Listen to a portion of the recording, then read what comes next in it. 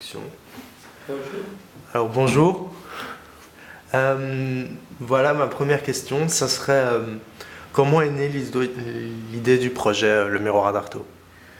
Oui, le projet Les Miroirs d'Artaud est né parce que je voulais faire un film historique.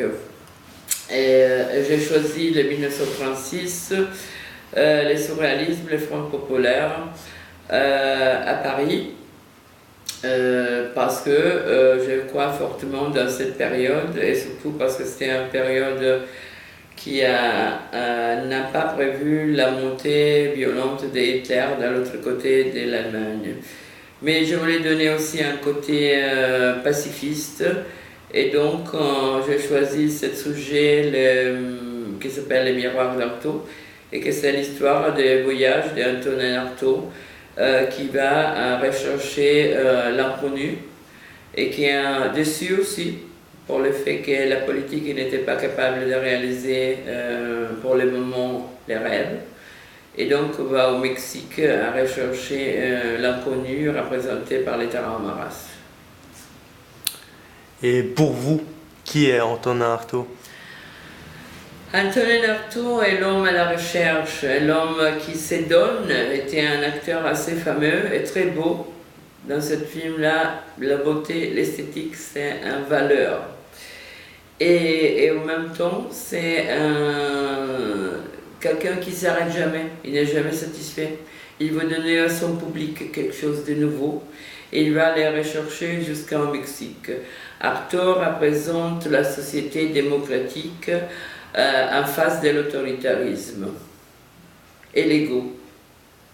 L'ego, c'est un danger et on le voit dans la société néolibéraliste. Au jour d'aujourd'hui, quel est le sens de son histoire par rapport à l'actualité?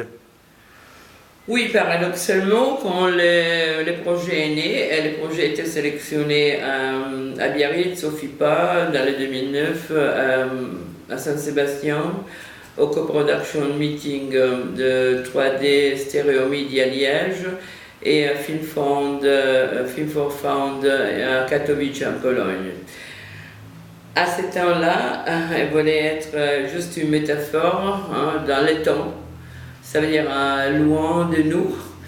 Et aujourd'hui, paradoxalement, à cause de l'effet qu'il y a été une tuerie assez dure de Charlie Hebdo, un massacre au Bataclan et un viol à Cologne, donc qui a frappé presque tout le monde progressiste, il devient vraiment un film d'une actualité extraordinaire.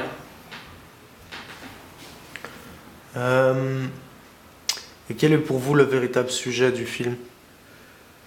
Oui, le film, c'est une métaphore. Je veux faire un film pour les grands publics, un art house, mais pour les grands publics. Et la métaphore, c'est l'homme à la recherche, représenté par une nouvelle technique qui s'appelle l'homme sans tête.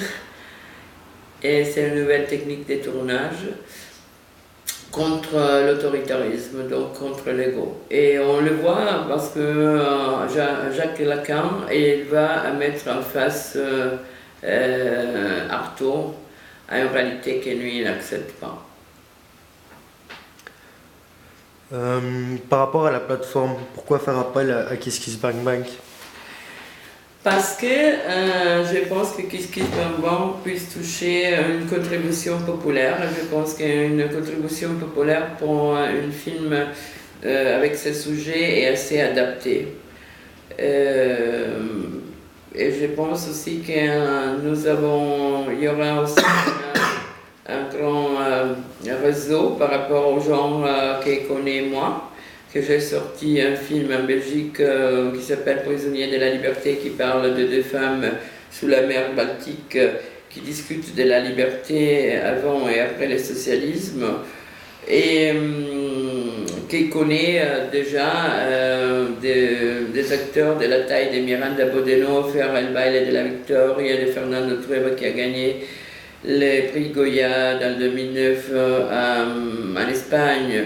Eric Boujani, protagoniste de Lumumba, dans lequel la Belgique il parle jusqu'à maintenant, et des autres acteurs et une équipe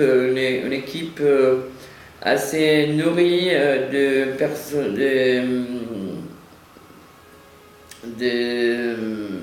crédits de cinéma européenne comme Mariette Nittinsen, costumière de Girl of the King, Johan Hogebeys, compositeur flamand assez reconnu pour ses séries télé et pour les films néerlandais. Horst Vogt, art designer aussi de beaucoup de films, entre lesquels aussi Fassbinder et actuellement professeur à Babelsberg, et beaucoup des autres, des grands acteurs belges comme Olivier Massaer par exemple, et au Bashtir Topojani qui actuellement il sort d'une série en Turquie, mais surtout à ceux qui sont intéressés à voir des résultats, à voir les films finis et donc le soutien populaire pour un film populaire. Et qui est parmi le peuple susceptible de contribuer au film? Comme j'ai déjà dit, peut-être tous ceux qui voient Kiss Kiss Bang Bang et les fans qui veulent revoir ces idoles européennes au cinéma. Et comment seront exactement utilisées ces contributions? Les contributions seront utilisées dans deux phases différentes. Alors, on a déjà un site, une page Facebook, Les Miroirs d'Artaud, dans lesquels les contributeurs ils iront avoir leur nom publié déjà, selon la taille de la contribution.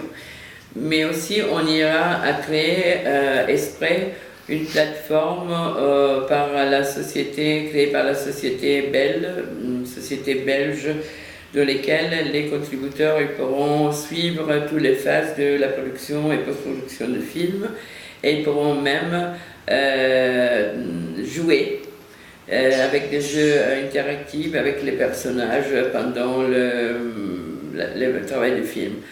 La deuxième, c'est la pré-production de films, dans le sens que justement pour mettre ensemble cette task force épique entre l'Allemagne, la France, la Belgique, le Mexique et Malte, oui, on ira à donner beaucoup de dons, et les contributeurs ils iront aussi avoir peut-être selon leur contribution, même une projection au cinéma pour première.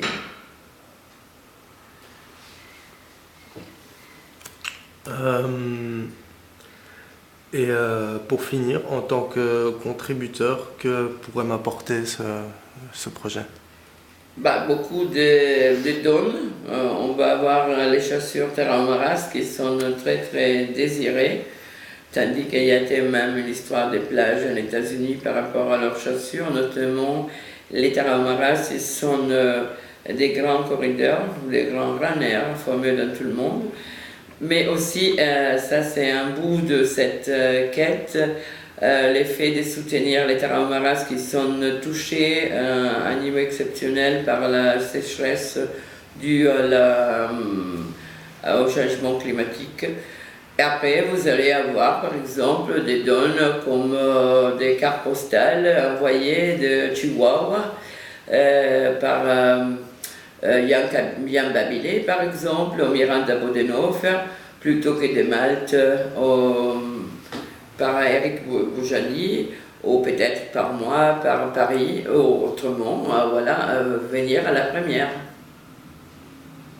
Merci beaucoup.